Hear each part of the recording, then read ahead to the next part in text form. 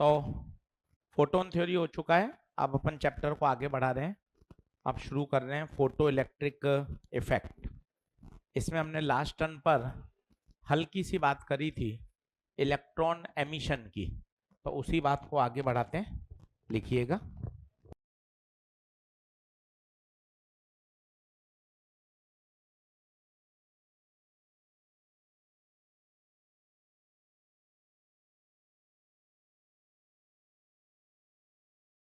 तो मैंने आपको लास्ट टर्न पर डायग्राम बना दिया था और आपको कहा था एक लैटिस का डायग्राम है जिसमें इलेक्ट्रॉन न्यूक्लियस के चारों तरफ क्या लगा रहे हैं, चक्कर। पर कुछ इलेक्ट्रॉन कैसे हैं, फ्री। ये हम पता है 8th क्लास से सुन रहे हैं कि अरे यार करंट क्यों फ्लो होती है। टीचर तुरंत बोलता है 6th 7th 8th में भी due to free electrons, due to free electrons. अब यार बात ये है, इतने समय से सुन रहे हैं फ्री इलेक्ट्रॉन फ्री इलेक्ट्रॉन, तो भाई ये फ्री इलेक्ट्रॉन लैटिस छोड़कर घूमने क्यों नहीं जा रहे बाहर। 6 7 से सुन रहे हैं फ्री इलेक्ट्रॉन होते हैं, फ्री इलेक्ट्रॉन होते हैं, फ्री इलेक्ट्रॉन होते हैं। 6 7 सुन रहे हैं लकड़ी में करंट क्यों नहीं फ्लो होती, क्योंकि वुड में फ्री इलेक्ट्रॉन नहीं होते। कॉपर में क्यों फ्लो करती है, ड्यू टू फ्री इलेक्ट्रॉन। दिलो दिमाग में बैठा हुआ है। पर प्रश्न ये है, अगर ये फ्री इलेक्ट्रॉन है तो इनको तो लैटिस छोड़कर चले जाना चाहिए, पर ये जाते नहीं है। ऐसा क्यों नहीं होता वो सुनिए, मजा आएगा। एक इलेक्ट्रॉन लैटिस छोड़कर गया, तो जैसे ही लैटिस छोड़कर इलेक्ट्रॉन जाएगा तो बताओ लैटिस पे कौन सा चार्ज आ जाएगा, पॉजिटिव। सोडियम से एक इलेक्ट्रॉन निकलता है तो क्या बनता है, Na+। जैसे इलेक्ट्रॉन लैटिस छोड़कर गया then the body will acquire positive charge, body पर पॉजिटिव चार्ज आ गया। ये पॉजिटिव चार्ज क्या करेगा, उस इजेक्टेड इलेक्ट्रॉन को वापस पुल बैक कर लेगा। जैसे ये देखिए पेन आपने फेंका, ये वापस पुल बैक किसने करा, अर्थ की ग्रेविटेशनल फील्ड ने, इसने पुल बैक कर दिया। जैसे ही ये इलेक्ट्रॉन निकला इसके पास आया पॉजिटिव चार्ज और ये कूलम्बिक अट्रैक्शन फोर्स के इसने वापस क्या कर दिया, पुल बैक कर दिया। इसका मतलब कोई भी इलेक्ट्रॉन कभी लैटिस छोड़कर अपने आप नहीं जा सकता, अपने आप। तो क्या इलेक्ट्रॉन को निकाल सकते हैं, यस। तो हमें क्या करना पड़ेगा, we have to supply energy. कितनी एनर्जी सप्लाई करें, इतनी एनर्जी सप्लाई करें कि जो इस अट्रैक्टिव फोर्स फील्ड को क्या कर दे, चीर कर इलेक्ट्रॉन को कहां निकाल दे, बाहर। जैसे हम बचपन में पढ़ते थे 11th क्लास में, एस्केप वेलोसिटी। अगर किसी पत्थर को 11.2 किलोमीटर पर सेकंड से फेंक दें तो वापस अर्थ पे लौटकर, क्योंकि उसकी जो इतनी आपने वेलोसिटी दे दी कि वो अर्थ की ग्रेविटेशनल फील्ड को चीर कर कहां जा रहा है, बाहर स्पेस में चला गया। तो सेम एनर्जी सप्लाई करने के बहुत तरीके होते हैं। पहला तरीका होता है थर्म्यूनिक एमिशन। नाम से स्पष्ट है थर्म्यूनिक, तो हम मेटल को क्या करते हैं, गर्म करते हैं। गर्म करने से क्या होगा, उसकी एनर्जी बढ़ती है। इलेक्ट्रॉन के पास इतनी एनर्जी आ जाती है कि वो अट्रैक्टिव फोर्स फील्ड को निकल के कहां जाता है, बाहर। दूसरा होता है फील्ड एमिशन। फील्ड एमिशन में जी सर क्या होता है, हम एक स्ट्रॉन्ग इलेक्ट्रिक फील्ड अप्लाई करते हैं। स्ट्रॉन्ग इलेक्ट्रिक फील्ड अप्लाई करने से क्या होगा बताइए, आपने इलेक्ट्रोस्टैट्स पढ़ा है, इलेक्ट्रिक फील्ड फोर्स लगाती है F बराबर QE। अगर आपने इलेक्ट्रिक फील्ड लगा दी और इतनी स्ट्रॉन्ग इलेक्ट्रिक फील्ड लगा दी कि उसने चार्ज पार्टिकल को ही मेटल में से खींचकर क्या कर दिया, बाहर फेंक दिया, तो उसे हम कौन सा बोलेंगे, फील्ड एमिशन। और तीसरा जो हमारे सिलेबस में है, जो हमें डिटेल में पढ़ना है, वो है फोटो इलेक्ट्रिक एमिशन। इसमें बताइए हम एनर्जी कैसे देते हैं, लाइट के थ्रू। इसमें एनर्जी सप्लाई करते हैं वाया वाया रेडिएशंस, जिसे हम बोलते हैं लाइट। लिखना शुरू करिए, यही हमारे सिलेबस में है थर्ड। बाकी दो दो लाइन एनसीईआरटी में दे रखी है, इसलिए बोलना जरूरी है, तो मैं अपनी बात को फिर बोलता हूं। इलेक्ट्रॉन अपने आप मेटल छोड़कर नहीं जाता है, आपको कुछ एक मिनिमम एनर्जी सप्लाई करनी पड़ती है and that minimum energy is called work function. That minimum energy is called work function. Sir energy supply करने के जी सर तरीके बताओ. पहला थर्म्यूनिक एमिशन, नाम से स्पष्ट है थर्म्यूनिक मतलब आप किसके थ्रू कर रहे हो, हीट के थ्रू. दूसरा क्या है, field emission via applying strong electric field. और तीसरा है जो हमारे सिलेबस में है वाया फोटो इलेक्ट्रिक एमिशन. इसमें एनर्जी सप्लाई कैसे की जाएगी, वाया रेडिएशंस. अब यहां एक टर्म आती है work function. The minimum energy required to eject an electron from metallic surface is called work function. The minimum energy required to eject an electron from metallic surface is called work function. किसी metal से electron को निकालने के लिए जो न्यूनतम ऊर्जा चाहिए उसे बोलते हैं वर्क फंक्शन. क्या ये डिपेंड करती है, हाँ, हर मेटल के लिए वर्क फंक्शन क्या होता है, अलग अलग होता है.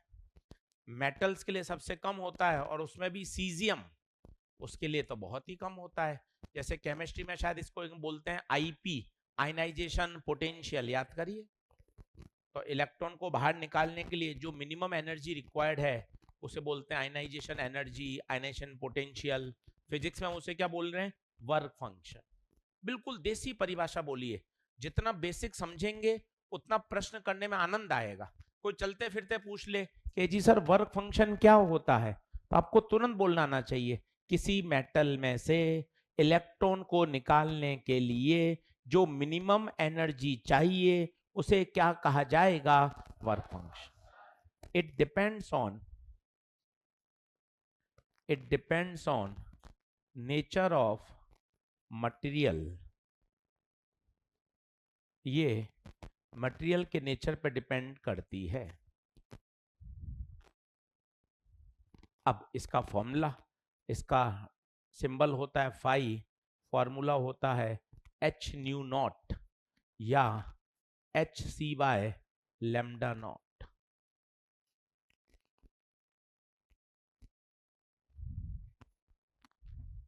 मजे की बात ये हो गई, अरे सर ये तो फॉर्मूले याद थे, फोटोन की एनर्जी याद करो, E बराबर एच न्यू, E बराबर एच सी बाय, बिल्कुल वैसे ही फॉर्मूले.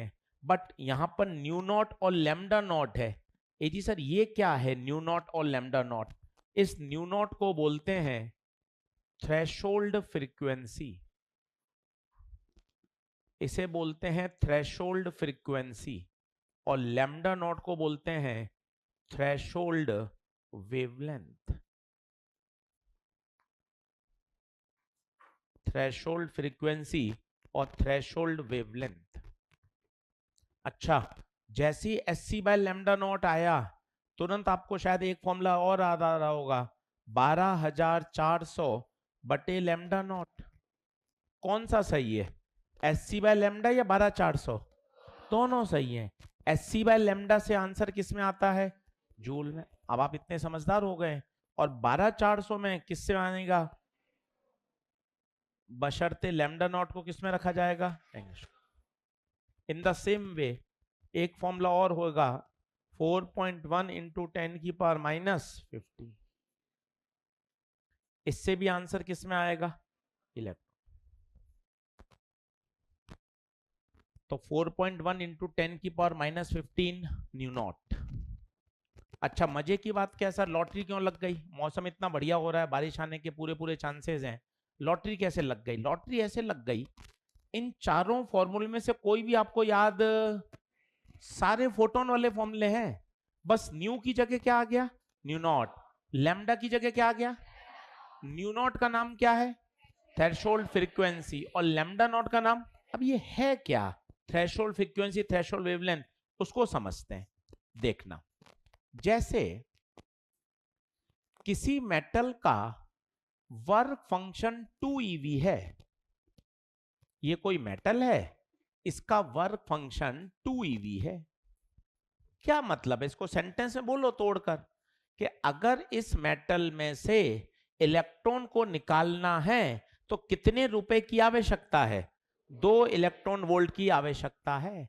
मान लो फोटोन आया और वो एनर्जी लेके आया 1 eV, बताइए क्या होगा? क्या इलेक्ट्रॉन का एमिशन होगा? बिल्कुल घर जैसा हिसाब किताब है। मुझे सामान खरीदने के लिए 2 रुपए चाहिए, पर मेरे पास अवेलेबल रुपया कितना है भाई? सीधे सीधी बात है, no electron emission, no electron emission. सुनते जाइएगा, बहुत इंटरेस्टिंग चीजें आएंगी। अगला देखिए, मेरा वर्क फंक्शन है 2 eV, इससे दोस्ती करिए। 2 eV क्या है? किसी मेटल का वर्क फंक्शन। बोले तो इस मेटल में से अगर इलेक्ट्रॉन को निकालना है तो कितने रुपए की आवश्यकता है? 2 इलेक्ट्रॉन वोल्ट की आवश्यकता है। मेरे पास 2 फोटोन आए, एक 1 eV का, एक 1.5 eV का।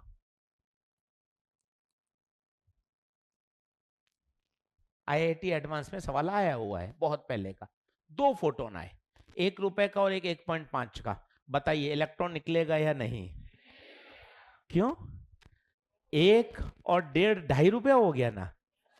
यहां एक शब्द आता है क्वांटम नेचर। कौन सा नेचर?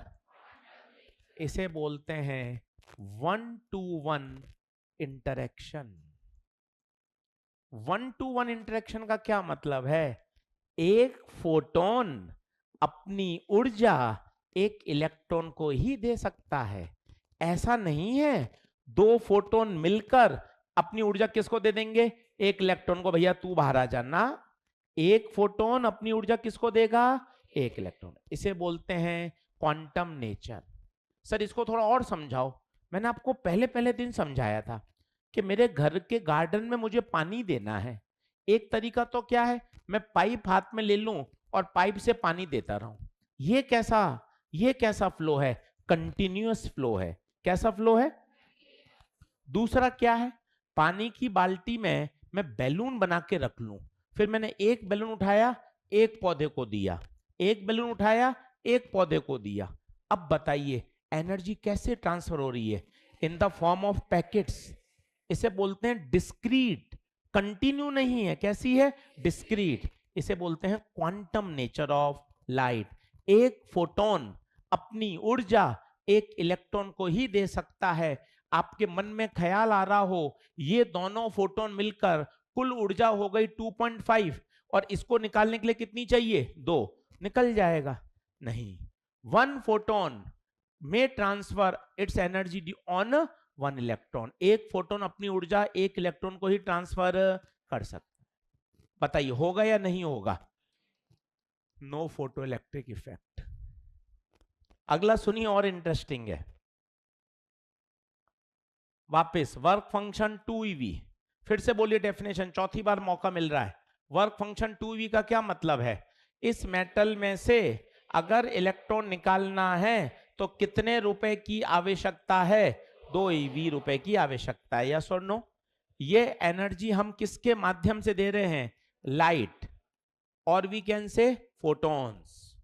और माना इसकी एनर्जी है 2.5। अब बताइए क्या फोटो इलेक्ट्रिक एमिशन होगा या नहीं होगा? आंसर है इलेक्ट्रॉन में इजेक्ट। जी सर ये कैसी लैंग्वेज लिखी आपने, इलेक्ट्रॉन में इजेक्ट? आपको तो लिखना चाहिए electron must eject. Sir must और में अंतर है क्या? बहुत अंतर है। शुड और मस्ट, यहां क्या लिखा हुआ है? में। क्यों है जी सर इसमें में क्यों हो गया यार? ये तो 2.5 रुपया है ना। कारण क्या है? अब अगर मैं इसको आपको जूम करके दिखाऊं इसी चित्र को, तब आपको मजे आएंगे। होता क्या है, इस मेटल के अंदर ये फ्री इलेक्ट्रॉन है, कितना इसका था बताइए वर्क फंक्शन, 2 ईवी। ये आया कितना का, 2.5। इलेक्ट्रॉन तो निकल गया, पर वो इलेक्ट्रॉन इतना खुश हुआ कि भाई वो इससे टकरा रहा है, आयन से, एटम से, इलेक्ट्रॉन से, और हर कॉलिजन के दौरान उसकी एनर्जी का क्या हो रहा है, लॉस। 2.5 में से 2 रुपए तो कहां खर्च हो गए इलेक्ट्रॉन को निकालने में, बट 0.5 उसने कहां खर्च कर दिए, कॉलिजन में। इसका मतलब फाइनली उसके पास कोई एनर्जी बची ही। तो जरूरी नहीं है कि हर बार इलेक्ट्रॉन निकले। अच्छी किताबों में लिखा रहता है फोटो इलेक्ट्रिक इफेक्ट में टेक्स प्लेस। हाँ, अगर वो चुपचाप सरफेस वाला होता, खट निकल जाता। 2.5 आया, कितने से निकल गया, 0.5 ईवी से निकल गया। जरूरी नहीं है 0.5 का ही निकले, हो सकता है 0.2 का ही उसने लॉस किया, तो बताओ कितने का निकलेगा, 0.5 पॉइंट। वापिस बोलता हूं, फिर सुनना। 2.5 का आया, घर का हिसाब किताब सोचो, मेरा खर्च है 70 रुपए, पिताजी ने दिए 100 रुपए, कितना बचा, ये सीधा हिसाब, कितना रुपए दिया, 2.5। इलेक्ट्रॉन को निकालने के लिए कितना चाहिए, तो कितना बचा। अब आपके हिसाब से इलेक्ट्रॉन निकलना चाहिए कितने से, पर मजे की बात है जो इलेक्ट्रॉन निकलेंगे, अब उसके लिए सेंटेंस सुनिएगा, ये काम आएगा। ejected electron may have energy 0 ev to 0.5 ev। क्या मतलब है सर, आज तो बहुत कठिन पढ़ा रहे हो। कठिन नहीं, अभी शुरुआत हो रही है, ये फंडामेंटल बन रहे हैं, 2 दिन 3 दिन में समझ में आने लग जाएगा। तो मुझे बेसिक बात बताना, 2.5 आया, कितना चाहिए, कितना बचा, 0.5 का निकलना चाहिए। पर जरूरी नहीं है, क्यों, मान लो ये इलेक्ट्रॉन निकला, पर ये जब बाहर निकल रहा था तो इसने टक्कर करी, टक्कर करने में इसका 0.1 रुपया खर्च हो गया। अब बता कितना बचा, 0.4। हो सकता है किसी ने ज्यादा टक्कर करी, उसका 0.4 रुपया खर्च हो गया, तो 0.5 में से 0.4 खर्च हो, कितना बचा, 0.1। अब देख कितनी अच्छी लिखी है, इजेक्टेड इलेक्ट्रॉन में हैव एनर्जी, कहां से कहां, 0 से लेकर 0.5। तो क्या इलेक्ट्रॉन एक एक पर्टिकुलर वैल्यू का निकलेगा या बहुत सारी रेंज के निकल सकते हैं, बहुत सारे। यहां पर रेडिएशंस आ रहे हैं खूब सारे, ये रेडिएशंस आ रहे हैं, और फोटॉन्स की एनर्जी कितनी है, 2.5। अब मुझे बताइए, क्या निकलने वाले सभी इलेक्ट्रॉन की एनर्जी सेम होगी क्या, नहीं। ये नोट लगाइए, 3 बार आया है, ejected electrons have different kinetic energy, it varies from 0 to ke max, 0 to ke max। पहले आप नोट करिए, मैं इन सब बातों को फिर से समझाऊंगा, आप बिल्कुल टेंशन मत लीजिएगा, पहले आप नोट कर लें सारी बात, फिर एक एक चीज समझाऊंगा कैसे नोट करना है। ये लिखिएगा केस 1, इसका आंसर है नो एमिशन। ये केस 2, इसका आंसर भी है नो एमिशन। यहां से एक बात समझ में आई, 1 to 1 इंटरेक्शन। ये 1 to 1 का क्या मतलब है बताइए, एक फोटोन अपनी ऊर्जा एक इलेक्ट्रॉन को ही दे सकता है, ऐसा नहीं है कि 2 फोटोन मिलकर एक इलेक्ट्रॉन को निकाल देंगे।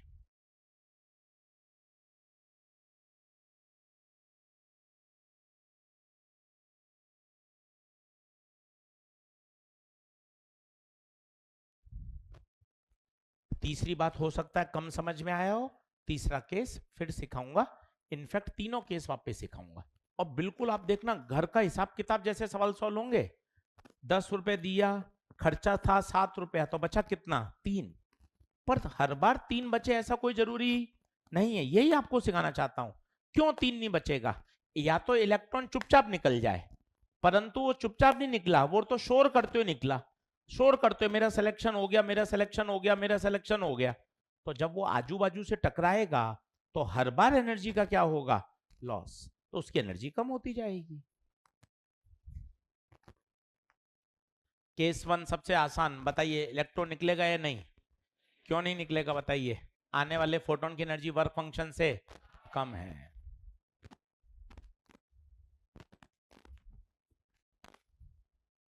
दूसरा बताइए, अच्छा सर एग्जैक्ट 2 ईवी है और 2 ईवी का ही आ जाए तो क्या होगा? 2 ईवी है, 2 ईवी का ही आ जाए तो उसको बोलेंगे इलेक्ट्रॉन निकला बट काइनेटिक एनर्जी कितनी? 0। जैसे हम एनएलएम में पढ़ते हैं, इसका लिमिटिंग फ्रिक्शन है 10 न्यूटन, आप 2 न्यूटन लगा रहे हो, 20 लगा रहे हो तो चल रही है, एग्जैक्ट 10 लगाओ तो क्या होता है? इसे बोलते हैं body have a tendency to slip, बस वो अब मोशन करना स्टार्ट करने वाली है। 10.001 लगा दोगे तो बॉडी क्या करने लग जाएगी? मूव करना शुरू कर देगी। केस 2 बताएगा कोई? इलेक्ट्रॉन निकलेगा या नहीं निकलेगा? क्यों नहीं निकला, कारण बताइए? 1 to 1, ये 1 to 1 क्या है? एक फोटोन, पूरा सेंटेंस बोलें, एक फोटोन अपनी ऊर्जा एक इलेक्ट्रॉन को ही दे सकता है, 2 फोटोन मिलकर एक इलेक्ट्रॉन को ऊर्जा नहीं दे सकते। तीसरा बताइए, बहुत सारे फोटोन आ रहे हैं, सभी 2.5 के हैं और वर्क फंक्शन है 2, तो बताइए इलेक्ट्रॉन निकलेगा या नहीं निकलेगा? इलेक्ट्रॉन में इजेक्ट हो सकता है। में का मतलब क्यों है बताइए? हो सकता है कि भाई साहब इलेक्ट्रॉन निकला पर उसे इतने कॉलिजन कर दिए कि उसकी एनर्जी क्या हो गई? खत्म। तो आंसर क्या आएगा? इजेक्टेड इलेक्ट्रॉन क्या सब एक ही रेंज के निकलते हैं, अलग अलग? May have energy from 0 to 0.5। और ये लिख लीजिए, ये काम की बात है। इसको सबसे पहले फोटो इलेक्ट्रिक इफेक्ट को डिस्कवर करने वाले वैज्ञानिक थे हॉलेच, उन्होंने सबसे पहले डिस्कवर किया। इसके बाद वैज्ञानिक आए जिन्होंने इसको एक्सपेरिमेंट करके समझाया, हमारे सिलेबस में वो एक्सपेरिमेंट भी है। अब आगे हम वो एक्सपेरिमेंट ही शुरू करने वाले हैं, उससे पहले कुछ और समझाता हूं। यहां तक ओके है क्या? देख लो। चलिए अब मुझे बताना, लिखना है क्या? पीछे भैया जल्दी आओ, वो लिखें। जैसे फोटोन एमिशन, इलेक्ट्रॉन एमिशन के लिए बताइए जो एनर्जी है ये वर्क फंक्शन से क्या होनी चाहिए? ज्यादा। ये पढ़ना आया? कितना अच्छा लिखा हो बताओ। ये ई किसका है बता?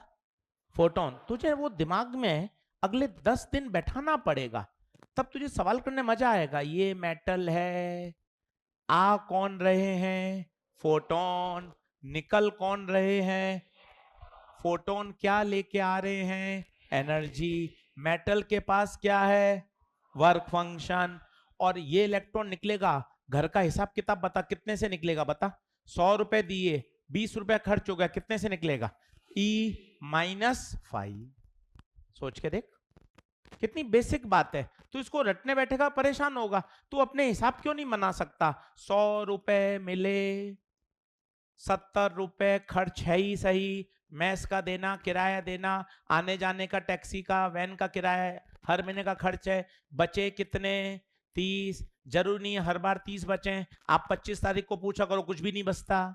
30 बचे, कुछ भी हो सकता है, आइसक्रीम खाने में खर्च हो गए, गोलगप्पे में, पास में बड़ा पाव अच्छा मिलता है शॉप स्टॉप के बाहर, इसमें खर्च हो गए। तो जरूरी थोड़ी ना हर बार 30 बचे, ये तो हर महीने से महीने क्या हो जाता है? चेंज। सेम वही, आया कितना? ई। खर्च कितना? 5। बता बचा कितना? E-5। तो इलेक्ट्रॉन का एमिशन कब होगा? जब एनर्जी वर्क फंक्शन से ज्यादा या बराबर होनी चाहिए, पहला केस। अब E की जगह बताओ, फोटोन की एनर्जी का फॉर्मूला बोलो, H न्यू। 5 का फॉर्मूला बोलो, H न्यू नॉट। S से H घटा, तो आने वाली फोटोन की फ्रीक्वेंसी थ्रेशोल्ड फ्रीक्वेंसी से ज्यादा होनी चाहिए।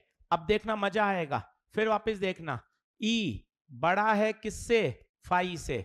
E का फॉर्मूला बोलना, SC बाय लैम्डा, मजे आने वाले हैं। 5 का SC बाय लैम्डा, HC से SC कटा, क्रॉस मल्टीप्लाई करिए, क्रॉस लैम्डा नॉट लैम्डा। तो बताओ बड़ा कौन है, लैम्डा नॉट या लैम्डा? इसका मतलब लैम्डा लैम्डा नॉट से क्या है, छोटा। यार ये क्या हो रहा है, ये समझ में आता है। एनर्जी वर्क फंक्शन से बड़ी होनी चाहिए, फ्रीक्वेंसी थ्रेशोल्ड से बड़ी होनी, बट वेवलेंथ थ्रेशोल्ड वेवलेंथ से कम होनी चाहिए। क्यों सर, ऐसा कम क्यों आ रहा है? आना ही चाहिए, कैसी बात करता है। न्यू और लैम्डा एक दूसरे के क्या है, इनवर्स। अगर ये मिनिमम है तो ये मैक्सिमम है। परिभाषा तू बोलेगा तो मजा आएगा, सबसे सरल परिभाषा बोल रहा हूं, समझिएगा। आने वाले फोटोन की एनर्जी वर्क फंक्शन से ज्यादा होनी चाहिए, आने वाले फोटोन की फ्रीक्वेंसी थ्रेशोल्ड फ्रीक्वेंसी से ज्यादा होनी। अगली बड़ी कठिन है, ध्यान से सुनिएगा। आने वाले फोटोन की वेवलेंथ थ्रेशोल्ड वेवलेंथ से कम होनी चाहिए। क्यों कम है? क्योंकि ये एक दूसरे के इनवर्स हैं। अगर ये मिन है तो ये मैक्स होगा। ये बच्चा ग्रेटर लेस में फंस जाता है, फंसिए मत। मैं आपको फिर सिखाता हूं, बिंदास घर पे प्रैक्टिस करेंगे, सब याद होता है। सबसे पहले बताओ, ये पढ़ पा रहे हो क्या? शब्दों को बोलो ना, ये क्या लिखा? फोटॉन्स आ रहे हैं, फोटोन एनर्जी लेकर आ रहे हैं, आने वाले फोटोन की एनर्जी वर्क फंक्शन से बराबर या ज्यादा होनी, तब इलेक्ट्रॉन निकलेगा। बताइए बात ओके है? अब इसी को रीअरेंज कर, ई का फॉर्मूला एच न्यू, फर्क का फंक्शन का formula H nu not, S से एच रवाना, न्यू इज ग्रेटर देन आने वाले फोटोन की फ्रीक्वेंसी थ्रेशोल्ड फ्रीक्वेंसी से ज्यादा होनी।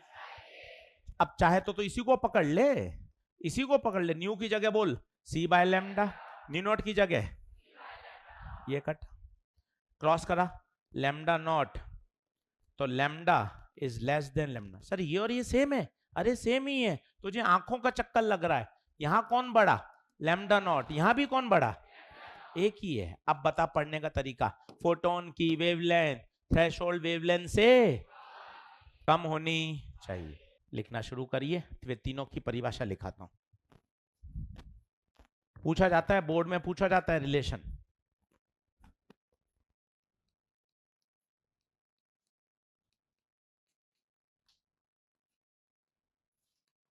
कल वापस सिखाऊंगा, धीरे धीरे रोज सुनने पर ये चीजें दिमाग में ऐसे सेट हो जाती हैं।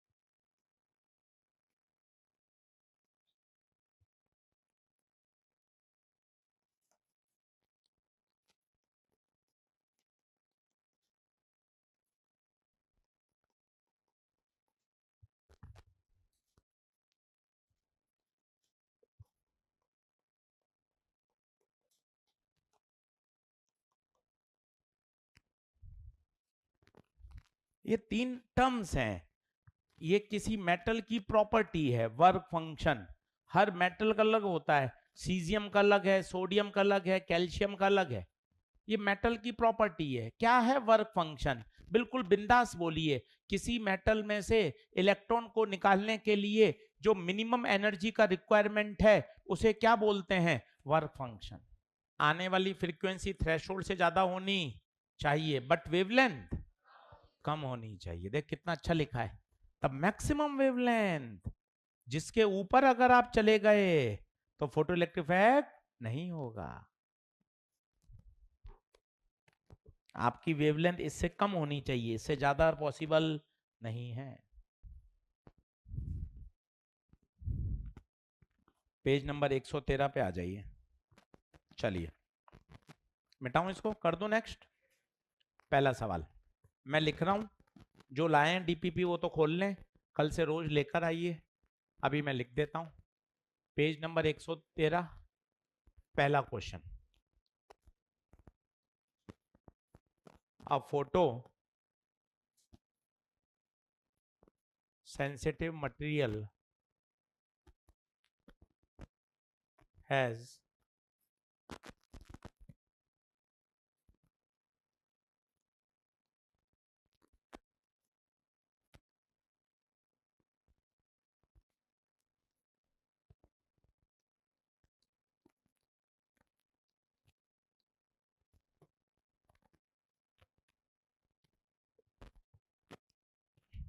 डीपीपी नंबर 1 1 से 20 पूरी आप होमवर्क में मैनेज कर सकते हैं।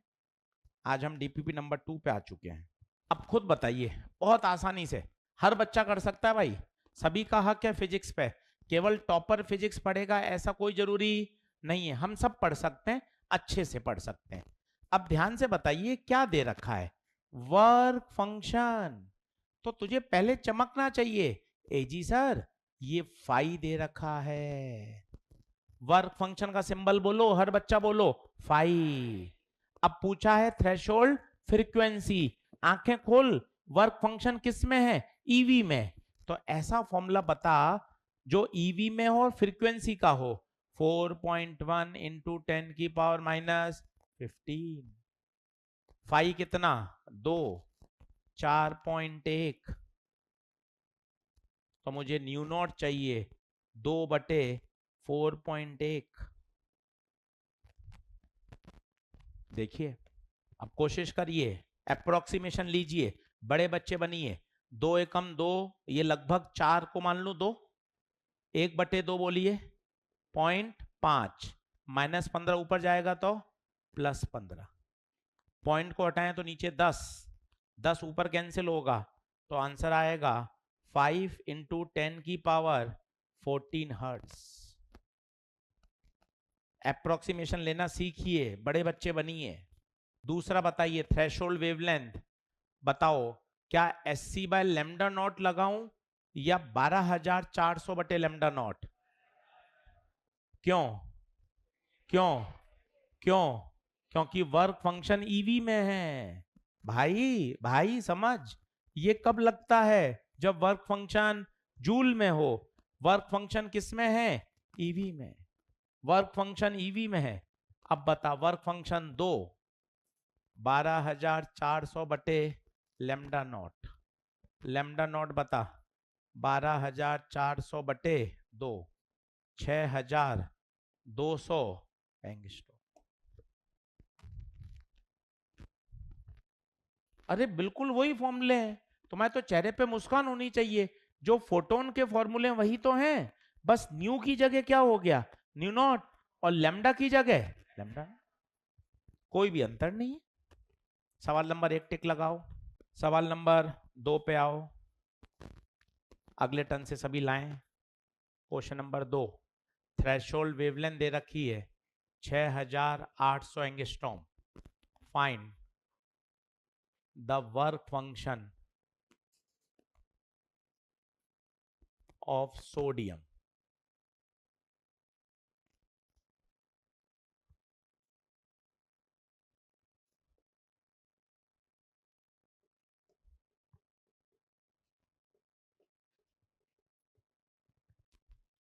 बोर्ड पे लिख दिया भाइयों।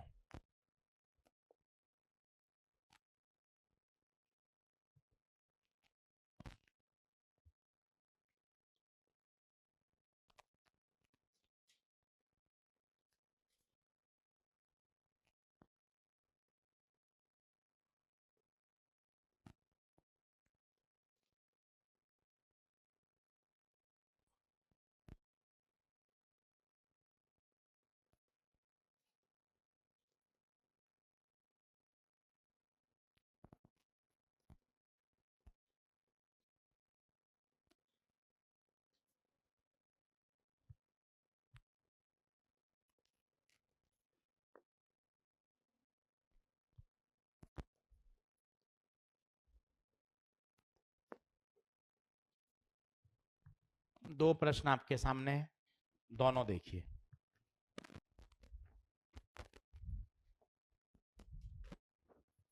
वर्क फंक्शन आते ही भाई मैं बता रहा हूं बोर्ड पे देख, तेरे ये फॉर्मूले आने चाहिए। पहला, फाई बराबर एच न्यू नॉट, फाई बराबर, इससे आंसर किस में आएगा? जूल में। याद करें ना यार, बार बार क्या टकना है, एक बार बढ़िया याद कर ले। वर्क फंक्शन के दो फॉर्मूले, फाई बराबर एच न्यू नॉट, फाई बराबर एस सी बाय, सबके नाम बोल जा। Phi work function, nu naught threshold frequency, lambda naught threshold wavelength. अब अगर मुझे ईवी में चाहिए तो 12,400 बटे, इससे मेरा फाई ईवी में आएगा। अगर मुझे ईवी में चाहिए फ्रीक्वेंसी वाला, खत्म। और खुशखबरी तो ये है सर, चारों फॉर्मूले पुराने हैं, जो हमने फोटोन के याद करे थे वही हैं, अलग से कुछ भी याद करने की आवश्यकता नहीं है, खत्म। अब बता, एंगस्ट्रॉम में है और ऑप्शन ईवी में है, तो बता क्या लगाना चाहिए? 12,400 बटे लैम्डा नॉट। लैम्डा नॉट क्या एंगस्ट्रॉम में रख दूं? यस। टक टक टक टक। अब खुद सोचो, डिवाइड मत करो, थोड़ा सा सोचो। ये कितना कितना, 2, 6, 12, क्या सही है? अब सुनो, अगर ये 31 होता, अगर ये 31 होता तो 31 दूना 62, आंसर 2 आता। पर ये 31 से ज्यादा है, इसका मतलब आंसर 2 से कम आएगा, 2 से कम आएगा 1.8। कोई कैलकुलेशन नहीं करनी पड़ती ज्यादा, स्मार्टली प्ले करना पड़ता है कि अगर 31 होता तो आंसर आता 2, 31 से थोड़ा ज्यादा है, ज्यादा से भाग देंगे तो आंसर कम आएगा, 2 से कम आ गया। ये बड़ा खूबसूरत सवाल है, इसने क्या पूछा यही नहीं पता, लॉन्गेस्ट वेवलेंथ। इसका मतलब भाइयों पता चला क्या पूछा है? Threshold wavelength. क्या बात कर रहे हो जी सर, थ्रेशोल्ड वेवलेंथ का नया नाम बता दिया आपने, लॉन्गेस्ट। और क्या, तूने ध्यान नहीं दिया? ये देख मैंने लिखा भी है, तूने ध्यान नहीं दिया, देख। थ्रेशोल्ड वेवलेंथ की परिभाषा बोल, द मैक्सिमम वेवलेंथ। मैक्सिमम का मतलब लॉन्गेस्ट, सबसे ज्यादा, सबसे ज्यादा वेवलेंथ को ही क्या कहा जाता है? थ्रेशोल्ड। अब बताइए कौन सा फॉर्मूला लगाते हैं? वापस वही, 12,400 बटे लैम्डा, फाई कितना? 4, 12,400 बटे लैम्डा, 12,400 बटे 4, 4 तिया 12, 4 एकम 4, 3,100 एंगस्ट्रॉम। और आपको याद है, एक जीरो कम कर देते हैं तो क्या बन जाता है? नैनो। एक जीरो कम कर देते हैं तो क्या बन जाता है? नैनोमीटर। आंसर बताइए क्या आएगा? 310 नैनोमीटर। बताइए, क्या वर्क फंक्शन की फीलिंग आ गई? तीन टर्म समझ लो, वर्क फंक्शन, थ्रेशोल्ड फ्रीक्वेंसी और थ्रेशोल्ड वेवलेंथ। ये सब किससे जुड़ी हुई हैं? आपसे, मेरे से, या मेटल से? हर मेटल के ये पैरामीटर क्या होते हैं? अलग अलग होते हैं। चलिए आंसर लिख लीजिए, फिर आगे बढ़ता हूं, टॉपिक को आगे ले चलता हूं। टिक लगा लीजिए, पहला हो गया, दूसरा हो गया, तीसरा हो गया। डीपीपी लेकर आइएगा कल से सभी लोग, क्लास में करेंगे साथ साथ, टिक लगाते चलेंगे, अटेम्प्ट चलते चलेगा। अब आगे पढ़ते हैं, जो एक्सपेरिमेंट है, लिनार्ड एक्सपेरिमेंट, बहुत इंटरेस्टिंग है, 2 दिन चलेगा, काफी सारी बातें इसकी समझेंगे, पूरा हमारे सिलेबस में है, एनसीईआरटी में बढ़िया पूरा दे रखा है। डायग्राम बनाना शुरू करिए।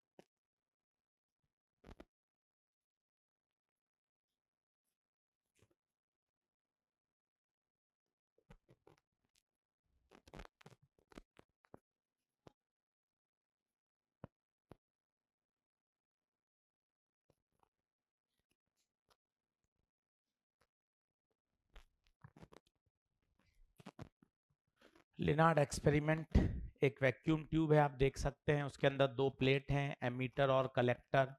एक विंडो है जहां से लाइट एंटर कर रही है, नाम से स्पष्ट है एमीटर, वहां से इलेक्ट्रॉन इजेक्ट होंगे।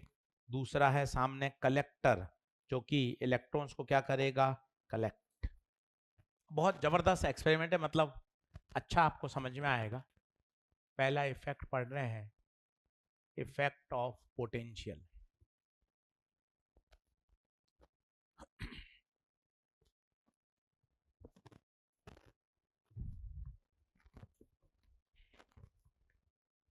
अब सुनना भाइयों, बढ़िया मस्त, मतलब दो दो तीन तीन बार सीखेंगे, अच्छा लगेगा। सबसे पहले देखिए, खुद कोशिश करिए क्या हो रहा होगा, टेढ़ा मेढ़ा खुद बोलिए। यहां कौन आ रही है, लाइट, किस पर गिर रही है, मेटल पर।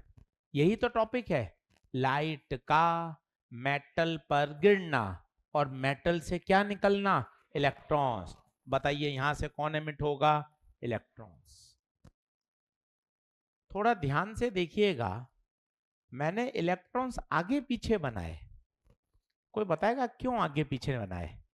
ये भी हमने पढ़ा था, निकलने वाले सभी इलेक्ट्रॉन्स की काइनेटिक एनर्जी सेम, कुछ तेज चल रहे होंगे, कुछ धीरे चल रहे होंगे। देख मैंने आगे पीछे बनाए, अभी मैंने सिखा के लाया था तुझे, सभी इलेक्ट्रॉन एक जैसी काइनेटिक एनर्जी के नहीं निकलते, ये पूरी रेंज होती है।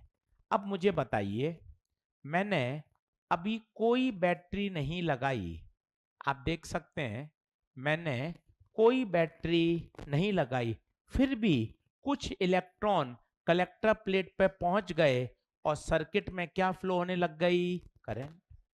इलेक्ट्रॉन्स फ्लो कर गए, सर्किट में क्या फ्लो होने लग गई, करंट। ग्राफ जीरो से स्टार्ट नहीं होगा, ग्राफ थोड़ा सा ऊपर से स्टार्ट होगा। क्यों जी सर, क्यों ऊपर से स्टार्ट हुआ बताइए? क्या आपने कोई बैटरी लगाई? कोई बैटरी नहीं लगाई, क्या तो भी करंट फ्लो हो रही है? क्यों हो रही है, कारण बता, स्टेप बोलो। लाइट का आना, इलेक्ट्रॉन्स का निकलना। जब इलेक्ट्रॉन्स पूरा चक्कर लगा लेंगे तो सर्किट में क्या फ्लो हो गई। अब आपने लगाई बैटरी, आप भी नया डायग्राम बनाइएगा, मैं बना के आपको दिखाता हूं।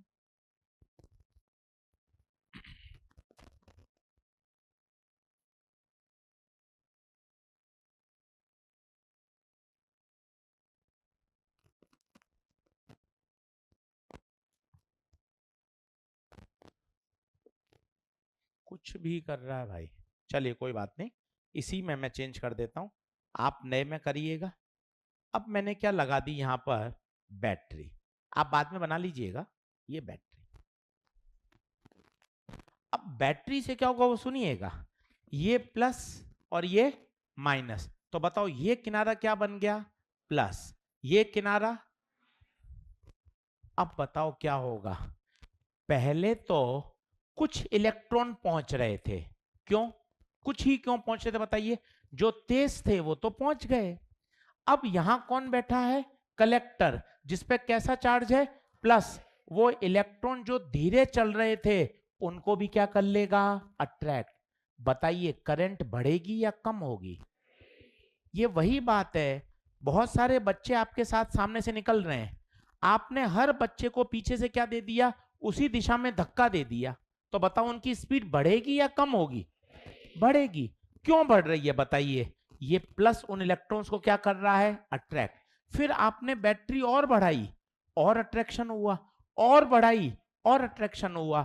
जैसे जैसे V बढ़ाते जाओगे करंट बढ़ती जाएगी, बढ़ती जाएगी, और कुछ समय बाद करंट का क्या आ जाएगा, सैचुरेशन।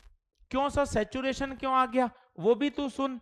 यहां मान ले 100 इलेक्ट्रॉन निकले, पहले अपने आप कितने पहुंच रहे थे, 10।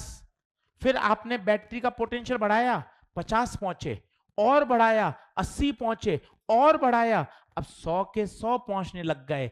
अब बताइए इसके बाद पोटेंशियल बढ़ाएंगे तो क्या होगा, कुछ भी नहीं होगा। क्यों, कितने इलेक्ट्रॉन निकल रहे थे, 100 के 100 ही पहुंचने लग गए। अब करंट बढ़ेगी नहीं, एक समय के बाद करंट क्या हो जाएगी, सैचुरेट। इसे बोलते हैं सैचुरेशन करंट, आई सैचुरेशन। सर 3 बार ये बात समझा दीजिए, मैं आपको फिर बताता हूं, आप सुनना बड़े आराम से।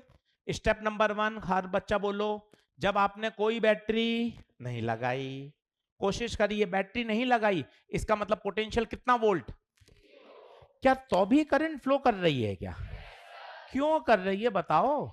क्योंकि कुछ इलेक्ट्रॉन अपनी खुद की काइनेटिक एनर्जी के कारण कहां पहुंच गए, कलेक्टर पर, और उन्हें सर्किट में क्या फ्लो कर दी, करंट। जैसे जैसे वोल्टेज बढ़ाया करंट क्यों बढ़ती गई बताइए? निकल पहले 100 रहे थे पर पहुंचे कितने थे, 10। क्यों 90 क्यों नहीं पहुंचे? क्योंकि उनकी एनर्जी कम थी। जैसे आपने प्लस लगाया, प्लस इलेक्ट्रॉन को पकड़ पकड़ कर खींच रहा है, अट्रैक्ट कर रहा है, सर्किट में करंट बढ़ती है। कब तक बढ़ेगी? जब तक जितने इलेक्ट्रॉन निकल रहे थे अगर सारे के सारे अपना सर्कल पूरा करने लग जाएंगे, करंट क्या हो जाएगी, सैचुरेट। बताइए क्या ये बातें समझ में आ रही हैं? अब इन्होंने क्या किया, now the terminal of applied potential difference is reverse। उन्होंने कहा अब तो आगे का तो कुछ काम हो ही नहीं रहा, चलो क्यों ना इस बैटरी के टर्मिनल को क्या कर दिया जाए, उल्टा कर दिया जाए। उल्टा का मतलब समझे क्या, बताइए? उल्टा का मतलब समझे? पहले इधर पोलरिटी प्लस थी, अब इधर पोलरिटी क्या कर दी, माइनस।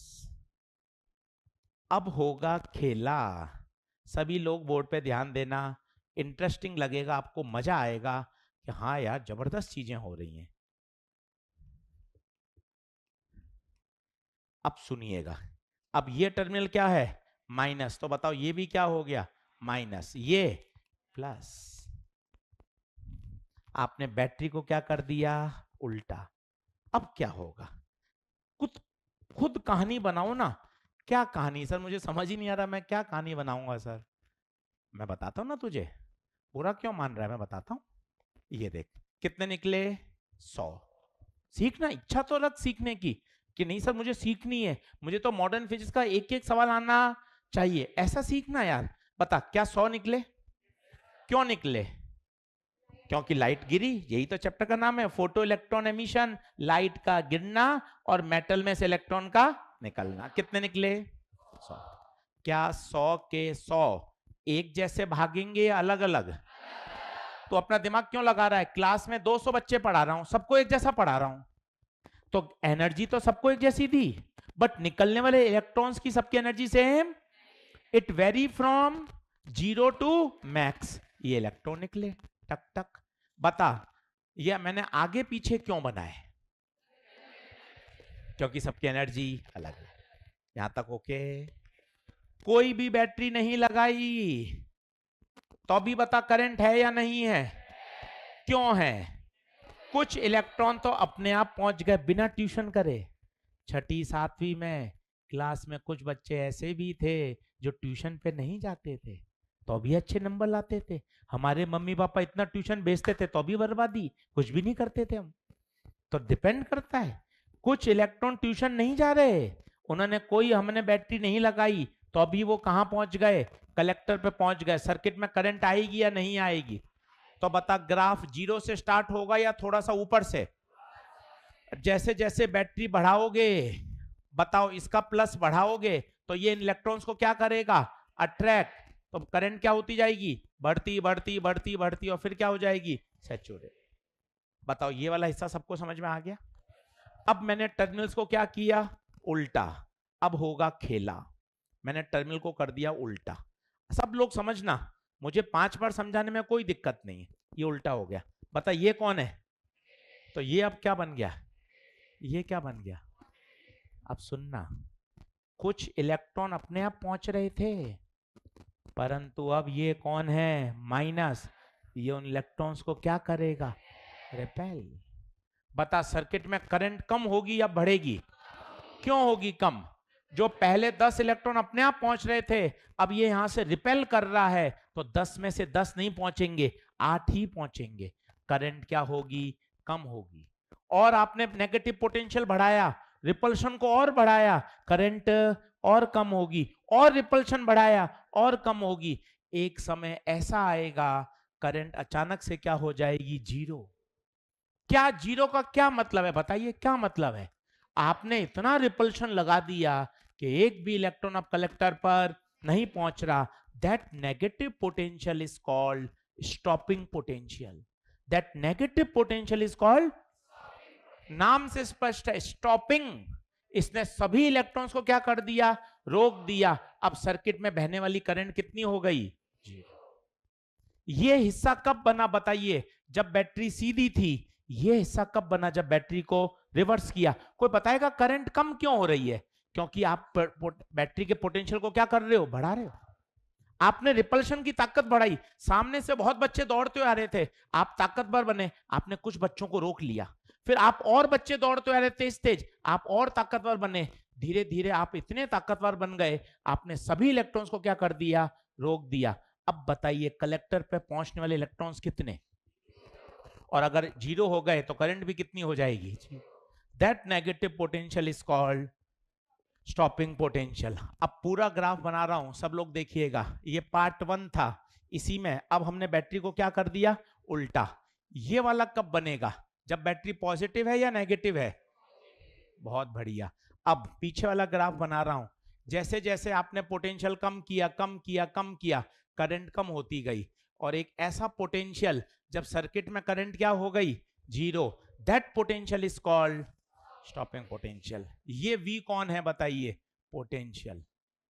ये I कौन है बताइए, करंट। ये मैक्सिमम करंट बताइए, ये क्या है, सैचुरेशन करंट। इस V नॉट को बोलिए, ये कौन है, स्टॉपिंग पोटेंशियल। लिखना शुरू करिए, 2 बार और समझाता हूं, सब बढ़िया समझ में आ जाएगा, टेंशन मत ले। एक एक चीज समझ में आएगी, और जब कॉन्सेप्ट क्लियर हो जाएंगे तो प्रश्न करने का आनंद आएगा। पहले ये बना लीजिए, इसके पास में ये बना लीजिए, फिर now the terminal is reverse.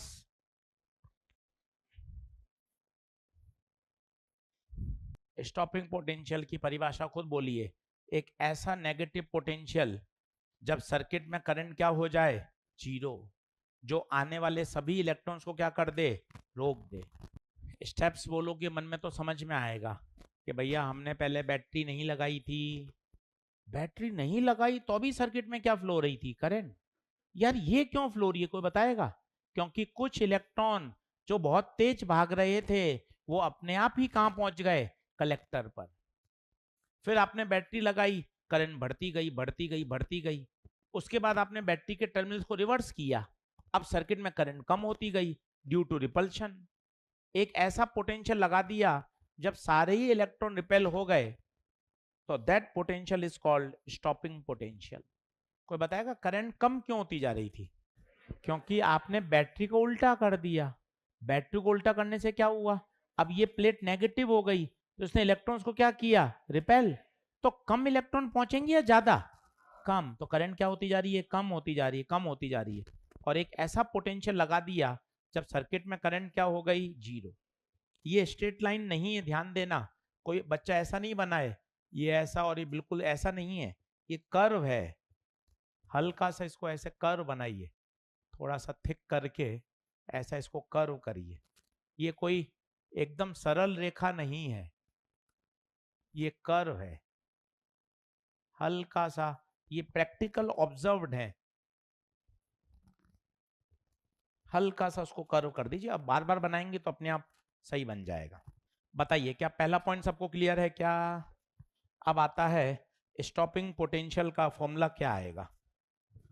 रुकूं क्या, जल्दी आओ भाई, चलें आगे। लिखें, stopping potential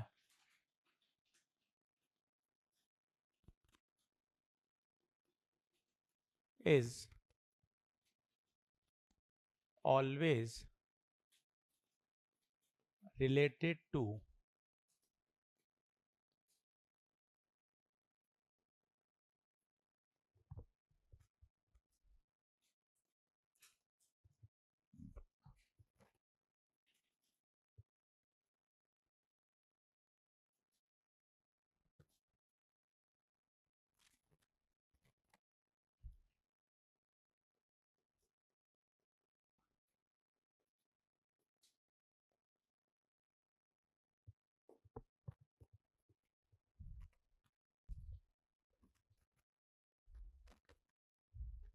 stopping potential is always related to maximum kinetic energy of ejected electron.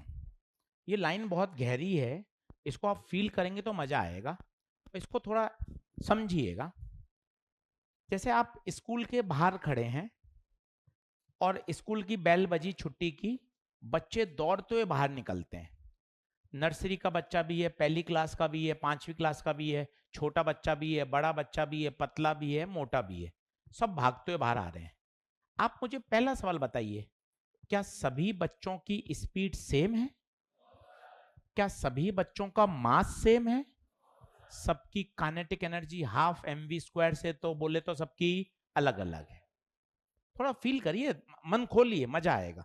School imagination, school की छुट्टी हुई, बेल बजी, सभी बच्चे गेट की तरफ दौड़ते हुए आ रहे हैं, सबकी स्पीड अलग अलग, कोई छोटा, कोई बड़ा, कोई पतला, कोई मोटा, सबका मास अलग अलग, सबकी काइनेटिक एनर्जी हाफ mv² अलग अलग।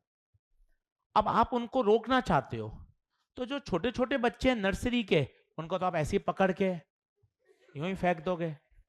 पर 8वीं 9वीं क्लास का मोटा तंदुरुस्त बच्चा दौड़ता हुआ आ रहा है, वो आपको कुचलता हुआ चला जाएगा, आप नहीं रोक पाओगे।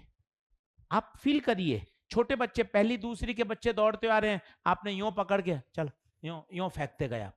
पर आप इमेजिन करिए 8वीं 9वीं 10वीं का तंदुरुस्त बच्चा, एकदम मोटा तगड़ा, वो दौड़ता हुआ आ रहा है, आप रोकोगे क्या? वो आपको कुचल देगा ऐसे।